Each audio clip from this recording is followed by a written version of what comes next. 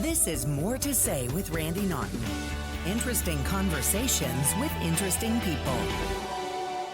And we welcome you back to another edition of the More to Say podcast, where we have interesting conversations with interesting people. And we recently passed our 100th episode. We've been at this for a couple of years now, and it's really fun. We're having a great time. Some really great names and faces. Joe Buck, Bob Costas, Jennifer Lewis, Phyllis Smith, some really great St. Louisans that we all know and love, and other people as well, authors, entertainers. So just check it out wherever you find your podcast. We'd love it. And of course, we'd like to thank all of our sponsors, the Mostly Superheroes podcast. They too are local St. Louis, hyper local, and they have their finger on the pulse of St. Louis. Logan, Janice, and friends, go to mostlysuperheroes.com. Of course, Dr. Joe Molesky and STL Medical Weight Loss. If you're looking for a new you in the new year, check them out, stlmedweightloss.com. And of course, our friends at Team Jakey. It is a 501c3, and they are hoping to end the stigma of mental illness. We work with them, and we love them, and we'd love it if you check out all they do in the St. Louis area at teamjakey.org. Okay, on to our guest. Chances are you've seen this guy on stage at one of the local comedy clubs over the last, 2 to 2.5 decades in the St. Louis area. And if you're in another town, you've seen him on a bill. And if you recently tuned in to The Tonight Show, you saw Greg Warren. Greg, how you doing? Hey, Randy. Good to talk to you. I don't know when's the last time we spoke. I think it was when I was working on KTRS radio, and I believe that you might have come in to the Fox 2 studio a couple of times as well. Yeah, that sounds about right. Yeah. Yeah, because I know how much comedians love morning TV, right? Oh my gosh. Oh my gosh. So we're going to talk about your trajectory, what you're up to now, what's going on. But I must say, and I don't know if you know this or not, this morning when I'm Googling, researching, blah, blah, blah, blah, blah, I type in the name Greg Warren. Did you hear what popped up? I did not. Some dirtbag sheriff got arrested with your name. Oh, good. Felony. Yeah. So, if you start getting people saying we're going to cancel your gigs, say that's not me. I'm not the guy. But no, that was me, Randy. No, that's definitely not you. I Yes. saw a photo. That is definitely not you. So I've been looking at your schedule at gregwarrencomedy.com, and you don't seem to stop. You have a huge docket of show after show after show. Currently, you're in St. Louis, right? Yeah. Leave for Cleveland tomorrow morning. So How many shows are you doing a year now? Per month, per year? I don't know. I mean, I feel like I'm out.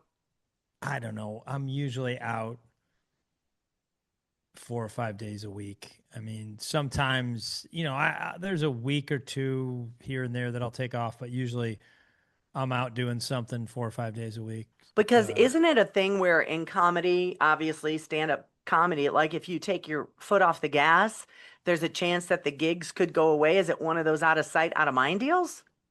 I don't know. I'm not sure if I'd qualify it as that. I mean, I've always worked. That's what I enjoy doing. It's what I like doing. It's kind of, and now things are going pretty well. So, I want to, 2 or 3 things. One, I like making a little bit more money, a lot more money. Nice. So I definitely want to do some of these gigs, while things are going well. A lot of people are showing up, which I'm very grateful for. 2, it's always about generating the next hour of material, and I need to be out working in order to do that. So, yeah. I put something out. I put an hour special out in the fall of last year, and I recorded it in the spring of last year. So it's been about, or maybe, no, that's the opposite. I put it out in the spring of last year, and I recorded it in the fall of the previous year. But so it's a little more than a year since I shot the last one, and so I'm like a year into developing the new hour, and it's getting to the fun part where it's like it's starting to turn the corner where I think it's pretty good, and I'm starting to like take kind of maybe B level premises to A level premises, and then So you're able to turn some stuff down because you don't wanna. What do you mean? I mean, I just need to be on stage to develop this stuff. It's like Yeah, I yeah. want to, I can't wait to go this weekend and be like, hey man, those 4 or 5 ideas I came up with this week, sitting in a Starbucks in Kirkwood, like I can get them on stage and try them out. And I think this year, in 2026, there's some opportunities that may come up that haven't come up in the past, and I want to have a really, really good new hour to show people. I don't think people realize what, I mean, I've never been a stand-up comedian. I've done live TV, of course, for 1,000 years, but Yeah. definitely different because you play you play to the crowd in front of you instead of a camera. And I don't think people realize the nuance that goes into prepping each show. It's not like you get up there and wing it, right? I mean, I've seen comedians with whole fat notebooks filled with stuff. Joan Rivers was one. Yeah, I mean, I don't have notebooks up there, but yeah, no, I would say the most of, the most stand-up comics, it's not, they're not just winging it. It is, Yeah. I mean, it's prepared material. There's some, there's a little bit of improvisation that goes in between the jokes. And some comics, there's a few that are like they do a lot of crowd work, and they've taken it to a different sort of art form. But for me, the fun part, the challenging part is like, let's try to come up with a new hour of material every couple years and shoot Hmm. it and put it out and then start over. And Yeah, and then let's talk about how social media has come into it because you were not on board with the whole stick a clip on YouTube kind of deal at the beginning, right? Did you think it was like because that was me too. It's like I don't want to jump on Twitter. It's just something else to do. Extra work. I didn't want to do it, but you changed your mind. Why? yeah, I mean, I think probably nothing else was going on in my career, honestly. No, I mean, I had sort of come up in a climate where it's like, hey, you get your material together and you put it on TV. I did a half hour Comedy Central special, and I did a bunch of late night sets 20 years ago, and I was like, you don't just give that stuff away. Right. You sell it as a special, and um then things started, guys just started throwing stuff up on the internet, and I'm like, it's part of it was probably like, I don't want to just give it away. Part of it was probably a little bit of laziness Yeah. of like, I don't, I need to shoot it the right way. I don't want it to look amateur if I do put it up. And then I think there's this thing called Dry Bar Comedy. It's basically like a company out of Salt Lake and or Provo, I think, and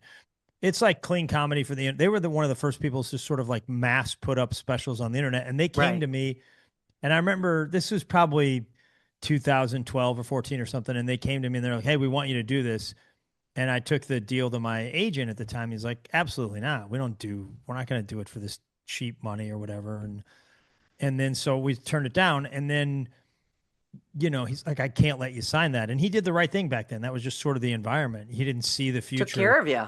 Yeah, and then a couple of years later, I think I was like, you know what? Nobody's coming to me right now. Like I'm not sort of.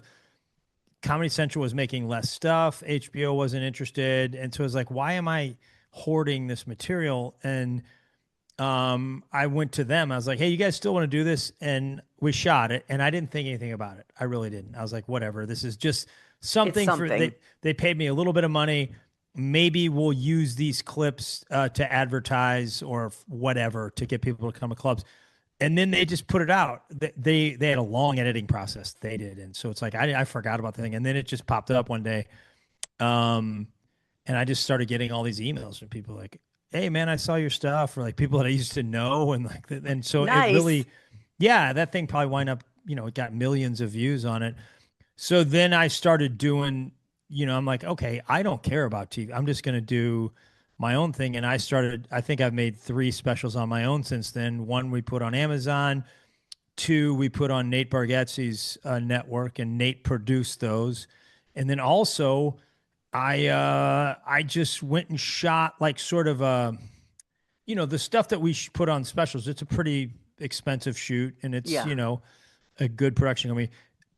I went to my friend Tim, to Chris Convey, who's my partner Tim Convey in the I know that podcast. name. Yeah, Chris is Tim's brother. Chris has worked in production and television, and he produces the Mark Twain Awards. He's a really, really bright guy and a great friend. And I was like, hey, man, I have all this old material that is just sitting somewhere. It's like a Comedy Central special that they never show anymore. And I have a bunch of albums. What if we went down to, I had a gig in Arkansas. I'm like, could you come down there on a small budget, not tiny budget, but like if for $10,000, can we just shoot basically everything I have for, of old material and then use it for clips? So we did that. And some of those clips, were getting millions of views. And then Nice. I got sort of into the clip game. And then, it's the one thing I had was a ton of material. Well, yeah, you do it that long, you're going to have a ton of material, yeah, right? I had a bunch of stuff, and I thought that, and the internet really was something that I was like skeptical of, and it turned out to be like the best thing ever for my That's career. awesome. And it turned the corner. And since then, you've exploded. I'm seeing you everywhere. I'm seeing every time I'm online or whatever. It's like, here comes another Greg clip. Here comes another one. And then the whole, you mentioned Nate Bargatze. I actually Yeah. saw his Big Dumb Eyes tour at the Ozark Amphitheater in Oh yeah, Camdenton man. over the summer. Right. Yeah, those guys.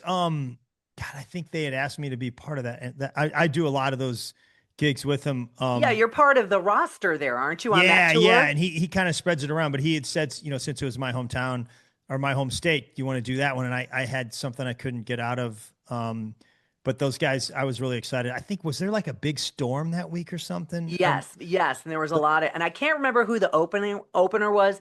And like the show was supposed to start at 7 with the It first was guy. probably Julian McCullough, my Yes, buddy I wrote. Julian. Yes, Yeah, that was him. And yeah, I think each guy got like 5 minutes or something, and people were not in their seats. So he comes yeah, out 20 minutes. He goes, apparently in Missouri, we start the show whenever you guys feel like it, which was a very funny opening line. yeah. He's great, man. It was very he's a great comic. entertaining.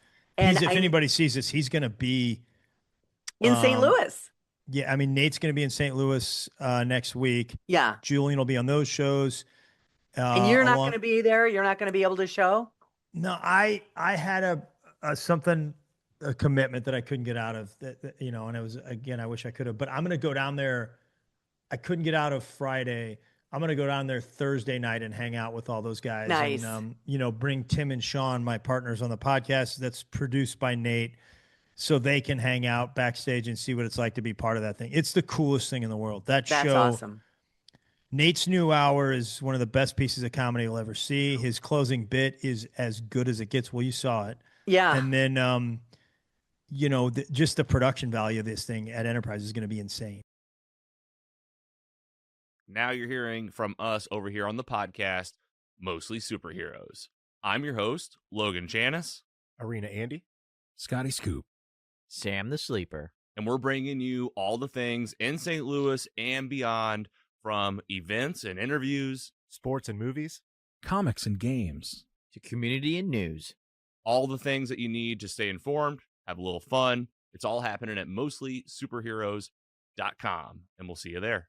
Hi, everyone. It's Randy Naughton from the More to Say podcast. Thank you very much for supporting our podcast over the tons of episodes we've done so far. Somebody I want to shout out specifically to is an organization called Team Jakey. They are one of the sponsors of the More to Say podcast, and I couldn't be more grateful to be partnering with them. What is Team Jakey? Well, this family, the Zeller family, knows all too well what it's like to lose somebody to suicide. So that happened to them. Their beloved Jake took his own life. And what they want to do, they've set out on a quest to end the stigma of mental illness. So Team Jakey puts together all these amazing community events year round to help raise the awareness and prevent suicide and end the stigma of mental illness. So we would love it if you followed them on Facebook, Team Jakey and the Stigma. And of course, thank you for supporting the More to Say podcast as well. Team Jakey is one of our partners, and we are so happy to have them on board.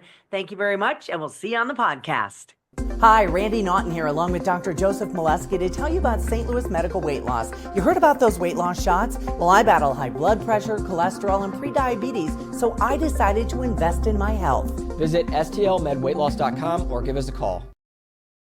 How did you and Nate get together? I mean, was it just the comedy circuit where you met and became friends? Yeah, I met Nate Originally, we were both doing a TV taping for Country Music Television, CMT, I think, Uh-huh. like in the early 2000s. He was just a kid back then, and he's very, very funny. And then, I had met him, I knew him, and we were both in New York around the same time. And then he got interested in producing some more like family friendly content. And that's kind of the lane that I've been Yes. operating in for a while. And there's a production company in Nashville called 800 Pound Gorilla, and they had been my record label for like the last 3 albums. They produce a lot of stuff. So he went to them because they had some expertise, and they said, "Hey, I know what you're looking to do. We think Greg Warren would be good for this. He's getting close on a new hour." And Nate was like, "Yeah, man, I know Greg." And then Cool. we sent him a sample of the material, and he liked it. And then so a few things happened. He directed and produced that first special called The Salesman. And that was awesome. He was there. Like now, that's impossible. You can't have Nate missing a weekend of shows somewhere because he's Right. making, a lot of money. I mean, it would disappoint literally like 40,000 people. So, but he was there for that, which was pretty awesome. And then I started going to Nashville and going on his podcast every now and then. And it was just a good fit. And then, after that, he was like, "Hey, why don't you come out and do some tour dates with me?" And, that's been a blast. And Well, whole now thing we've got to fast forward into the big thing that's happening. Nate called you. Well, here back in November, you finally got the dream of dream gigs to appear on the Tonight Show with Jimmy Fallon. Here you are. You're going to get your stand-up appearance on the Tonight Show, which is like the pinnacle for a stand-up comedian. This was in November, but then Nate calls, and Nate says, "What, Greg?"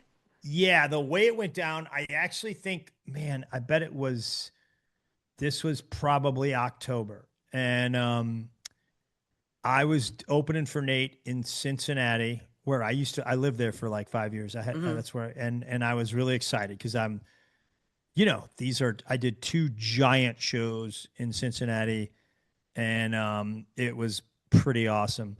So I was just happy. And then I was going to be, the next week was Halloween week. And then that following Tuesday, I was going to do Tonight Show. So they called me backstage right before I went up. His assistant was like, "Hey, what are you doing next week?"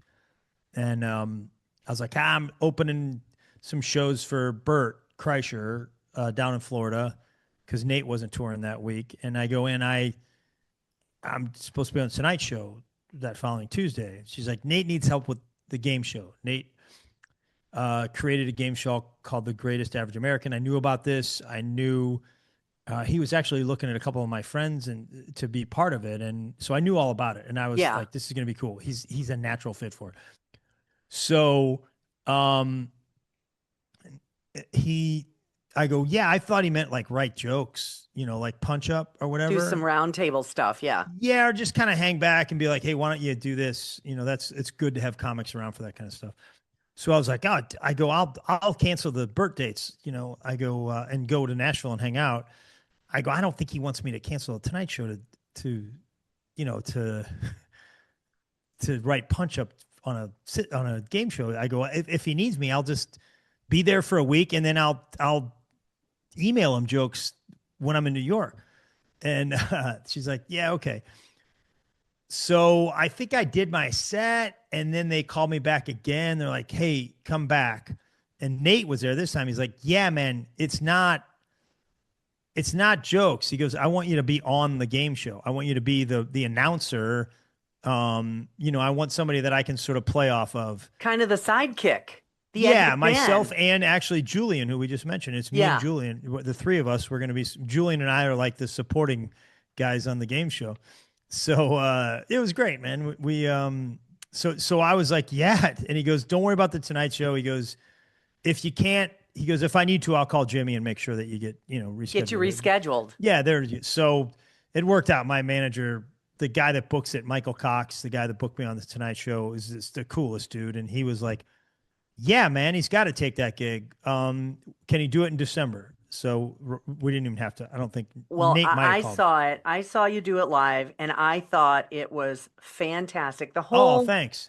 clean comic thing. I'm so down with it because I sat in the front row and I was the subject matter of many Tracy Morgan jokes, Oh, which wow. were Yeah. freaking vile. My husband loved it, but Yeah. I'm Yeah. like, you know what? And it speaks to the fact that you and Nate and his cadre of clean comedians are Yeah. selling places out. That says something. That shows you what people want to hear and what they want to see. And it's relatable and it's everyday stuff. So you crushed it on the Tonight Show. Oh, The thanks.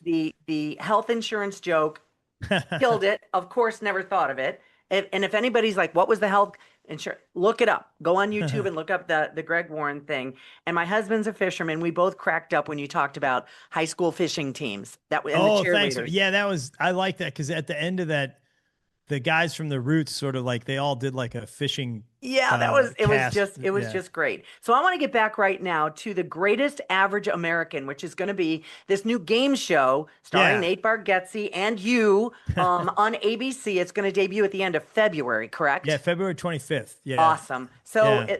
the greatest average American, what is the premise? How does it work?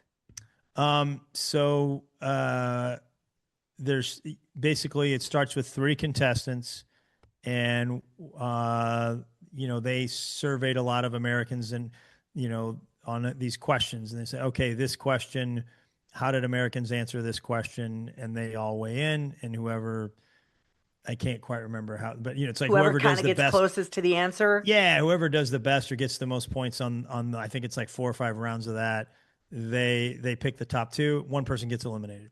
So then it's down to 2. And then the next round is sort of my favorite round. That is Nate does some task, and the 2 remaining people bet on how well Nate will do with it. So it's like I like it. one person bets the over and under, and the other one, bets. So it's not just kind of asking and answering questions. There's some actual physical stuff involved as well with Nate.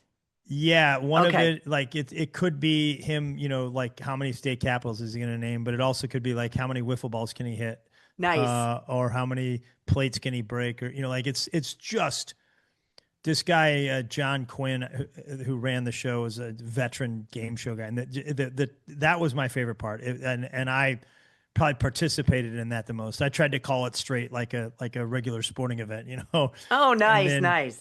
And then that gets it down to one person, and then that worst one person, they survey the audience, and Julian's sort of the guy that manages the audience.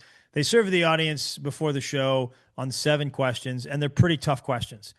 Where it's like, Can you remember any of them? I want to see if I can answer it. No, You probably can't because of I probably can't tell you anyway. No, yeah. you couldn't tell me anyway. Duh. But I remember they were not. One of these questions were like, man, I could see how people would go that way or that way. Mm. So it's like 7 questions. If the person gets 5 of the 7 questions, they win, and they win the average American salary of $67,920, and Nate pays the taxes. And it's insane. Like, it's a lot of money for these. And I mean, it was like I was watching a Cardinals World Series game. Every time I was rooting so hard for these people. And it was amazing, and you get really wrapped up in it. And then if they lose, I think they get like $10,000 or something. Hey, that's not bad. Not bad for a And then day's work. also, if they win, the studio audience gets like one of Nate's favorite things. It could be, Waffle House or Grand Ole Opry tickets, or like it's all kinds of really cool stuff. That sounds. And this is how many episodes? It's debuting end of February. Yeah, I think the way they're doing it is 8-hour-long episodes. And each hour, I think, is 2 sets of contestants. Gotcha. It's either 2 or 4 sets of contestants. I can't remember. But I think it's 2 sets of contestants. So I could see them in some other way breaking this up into 16 episodes, like especially if it was syndication or something like that. It definitely, the way that we shot it, it could be 16. But I think the way they're airing it is 8-hour-long episodes. That's awesome. Well, it was really fun. Yeah, we're going to look forward to it. It's called The Greatest Average American on ABC, debuting at the end of February. We would be remiss if we didn't talk about your good friend that you've known for bajillion years, Nikki Glazer. What the heck? She's blown up. Obviously, just hosted the Golden Globes again for the second time. God, yeah, I was so proud of her, man. Just crushed it. So good at that thing, which is a very, very hard thing to do. Like just it was just made to do that sort of thing. And don't be fooled. Like, I mean, she's a natural talent, but like Nikki will outwork. I guarantee she outworked every one of the hosts that have done that show for the last 20 years. Like the preparation. Like, I mean, here's to give you an idea. Nikki came in town, I think, for Christmas. You know, but she came in town just for like 3 days or something. Yeah, she So it still was lives in St. Louis, has a place here, right? she did, but I mean, Yeah. she's out in LA a lot, especially Big getting time. ready for the Golden Globes. So it was like a Tuesday night, and she texted me. He's like, "Hey, are you going up to the St. Louis Funny Bone?" St. Louis Funny Bone at Westport Plaza has had an open mic night every Tuesday since the mid '80s, the early '80s. Yeah. It's been there forever. It is where all kinds of comedians, you know, it's where I was there last night. I went to work on jokes last night. I don't make it every Tuesday, but I am turning the corner on a few bits, and I wanted to go try them. And I was like, and then I drove home feeling awesome. But she was like, Good. "You going up there?" I'm like, "Yeah, I'm going up there." It was maybe the day before Christmas, a couple days before Christmas. So she, you know, there's like, I don't know, 30, 40 people there. They're just thinking they're going to open mic night, and they're like, "Okay, please welcome to the stage Nikki Glazer." And Nikki just goes on stage and goes, "Hey, I'm hosting the Golden Globes in 2 weeks. Can I run some of these jokes by you?" And What a treat to be in the audience for that. yeah, people in St. Louis are like freaking out. They're like, "I'm just watching it." So like, she's been doing that. She was doing that in LA for the last month. Like Yeah. she works extremely hard on it. Chris Convey, the guy I was telling you about, who's her boyfriend and also, you know, produces a lot of her stuff. Like I think he kind of ran the writing room there. You know, he works very hard on it. They put a lot of effort to it, but she killed it, man. She just And it's not like it's an overnight thing for her either. She's paid her dues as well. You Oh, yeah, you man. I knew guys her when have she hit was the like- road. Yeah, you guys have hit the road together. There's the story about how she had to go to the restroom at a Starbucks during COVID in Indiana, which cracks me up. So you guys have been buds for a long, long time. And I think, you know, to see two St. Louis comics doing what you're doing and coming up when you are and how you are, basically, you know, it's pretty amazing. I mean, you used to work for who was it? Was it Procter and Frito-Lay? Gamble. Procter Yeah. and Gamble, and you Yeah. used to sell Jif, and I wrote it down, Jif and Pringles. Pringles, Sunny Delight, Duncan Hines, Crisco. So here's a yeah, question. Hawaiian I Punch. used to work in a bakery as a kid, Oh, icing yeah? coffee cakes and donuts. I can't look at one anymore. Do you eat any of that stuff anymore? Yeah, I mean, I had Jif today. Oh, did you? Good, good, Yeah, good. yeah. Staying true to your roots. That is awesome. So Yeah. on your podcast that you have called The Consumers, which I Yeah. think is great, you are on it with who? Tim Convey Right. and Sean O'Brien. Now, which one wears the Buffalo Bills gear all the time? Sean O'Brien. Yeah. Hello, do you see my background here? I'm Oh, Bills wow. Mafia, born and raised. Are you baby. really? Oh, are you from Yes. Buffalo? I'm from Western New York. I was born in Niagara Falls. In fact, I bought season tickets this year, and I Oh, flew wow. back and forth for every Oh my freaking God. game. Yeah, you got to talk to Sean sometime. That's awesome. I would love to. I might get you, Yeah. I might get his number from you. Yeah.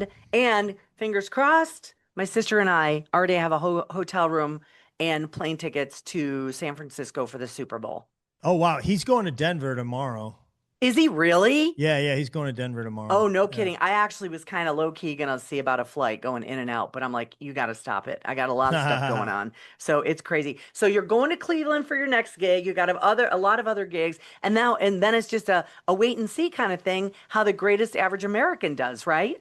Yeah, I mean, it's, there's not much, I mean, other than like tell people about it. I think it's really good.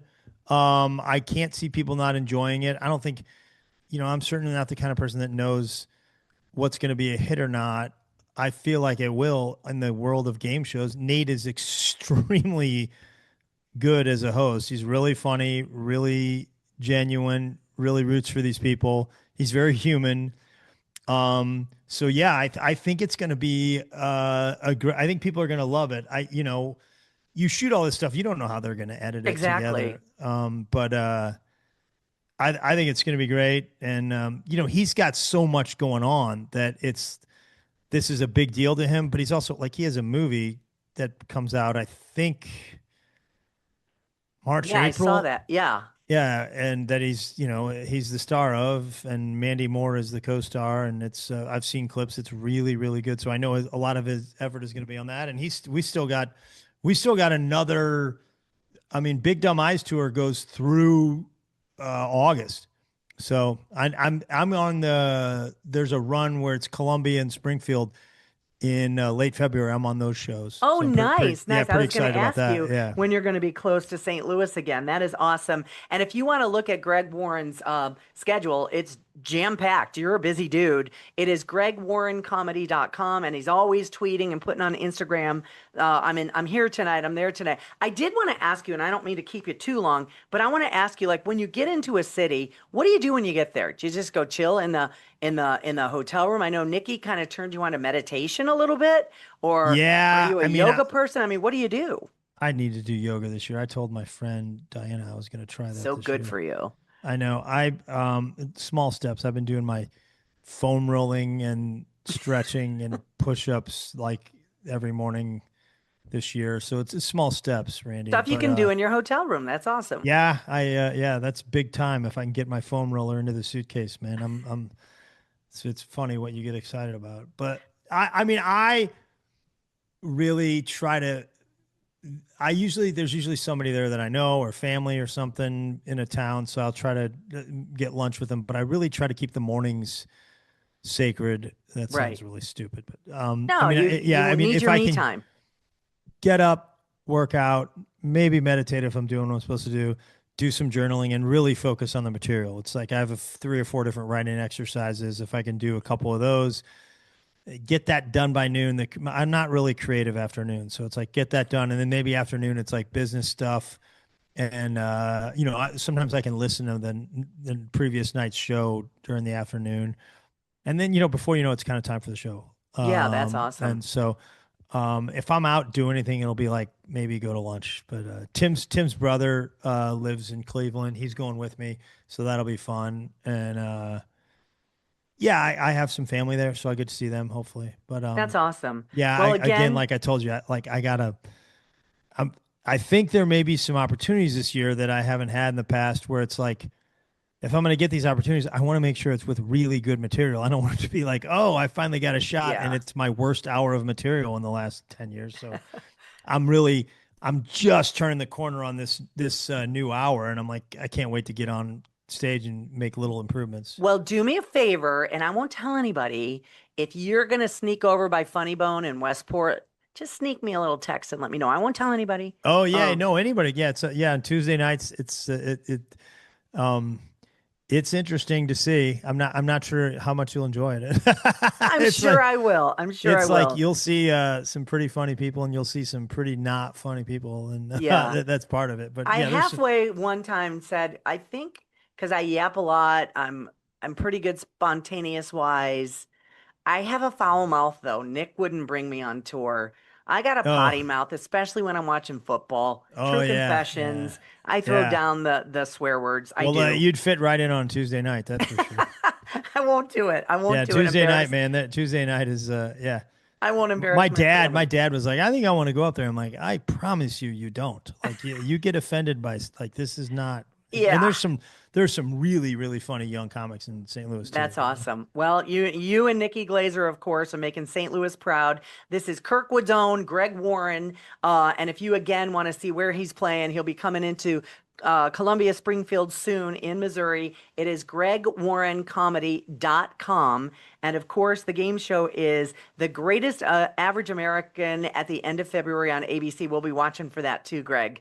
Thanks for joining me. Yeah, great to see you. I really appreciate your time. And I appreciate you joining us here on the More to Say podcast and our sponsors as well, TeamJakey.org, STL Med Weight Loss, and of course, Mostly Superheroes and our friend Logan Janis. So thank you for joining us here. You can catch us on all streaming platforms. Until next time. This has been More to Say with Randy Naughton. Interesting conversations with interesting people. Be sure to like or subscribe wherever you get your podcasts.